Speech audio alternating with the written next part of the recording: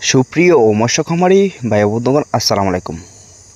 আশা করছি আপনারা সকল ভালো এবং কি সুস্থ রয়েছেন। তো বেশ অবশ্যই আপনাদের মাঝে নিয়ে আসলাম নতুন বছর নতুন পোনা, উন্নত মানের ভিয়েতনামি কই মাছের পোনা। তো আপনারা যারা ভিয়েতনামি কই মাছের পোনা তো চাষ করতে আগ্রহী আছেন, তাহলে অবশ্যই রিকোয়েস্ট থাকবে শুধুমাত্র ভিডিওটি আপনার জন্য।